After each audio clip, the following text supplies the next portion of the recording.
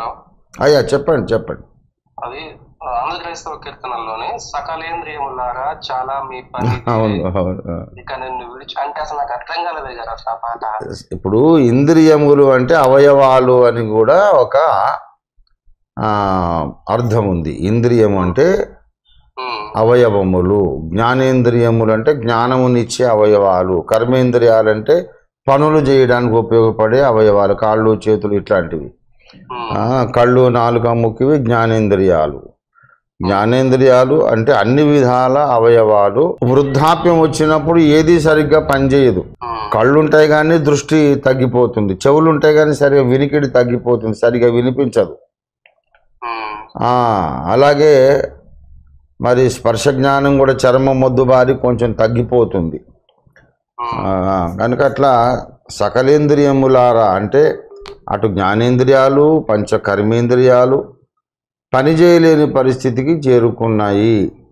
మీ పని తీరెను అంటే నేను ముసలివాడిని అయ్యాను, ఈ దేహాన్ని విడిచిపెట్టి దేవుని దగ్గరికి వెళ్ళే టైం వచ్చింది అని తనలో తాను నా ప్రాణమా అని దావీదు పిలిచి మాట్లాడినట్లు తన శరీర అవయవాలతో చెబుతున్నాడు, అయిపోయిందమ్మా మీ పని, నోరు మూసుకోండి, నేను నిత్య మహిమలోకి వెళుతున్నాను అనే ఒక వాస్తవ జీవితాన్ని గూర్చినటువంటి గీతం అది. అంటే ఇప్పటి ప్రపంచానికి వీడుకోలు, ముందున్న ప్రపంచానికి స్వాగతం, ఆ విధంగా ఉన్నటువంటి నిరీక్షణతో కూడినటువంటి ఒక భక్తుడు వృద్ధాప్యాన్ని ఎలా చూడాలి అనే సందేశం ఉన్న పాట అది.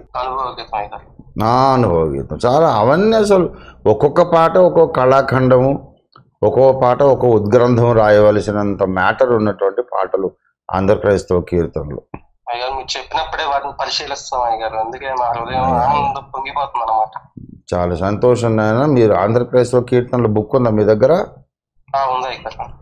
ఉండాలి. అసలు ఆ పాటలు చదువుకొని ధ్యానం చేసి, ఇంకోటి మీ దగ్గర శబ్దార్థ చంద్రిక, సూర్యరాయాంధ్ర నిఘంటువు, కొన్ని డిక్షనరీస్ ఉన్నాయి, తెలుగు డిక్షనరీస్ కూడా ఉండాలి. ఆంధ్ర క్రైస్తవ పుస్తకం మీ దగ్గర ఉంటే, ఆంధ్ర క్రైస్తవ కీర్తనల పుస్తకం ఉంటే మీ దగ్గర తెలుగు నిఘంటువు కూడా ఉండాలి. చాలా వరకు ఆ పదాలు మనకు అందని అర్థం కాని పదాలు, చాలా గంభీరమైన గ్రాంధిక భాష కదా అది. ఎక్కువ సాంస్క్రిట్ తద్భావాలు తత్సమాలు ఉంటాయి, మనకు చాలా వరకు మాటలు తెలియదు. అక్కడే కింద అర్థాలు రాసుంటారు. కఠినమైన పదాలు పడ్డప్పుడు దొర్లినప్పుడు అక్కడ నంబర్ వేసి కింద ఫుట్ నోట్ లాగా, బైబిల్ ఫుట్ నోట్ లాగా అర్థాలు రాశారు పెద్దలు. అయినా ఒకవేళ మీకు అవసరమైతే వాళ్ళు చెప్పనివి కూడా ఏమైనా ఉంటే ఉండొచ్చు. మన ఇంట్లో తెలుగు డిక్షనరీ కూడా ఉండాలి. ఇప్పుడు భాష కూడా మనం ఇంప్రూవ్ చేసుకోవాలి కదా నాయన. భాష ఇంప్రూవ్ అయితే బైబిల్ కూడా అర్థమవుతుంది. ఇప్పుడు బైబిల్లోని చాలా మాటలకు అర్థం చాలా మందికి తెలియదు.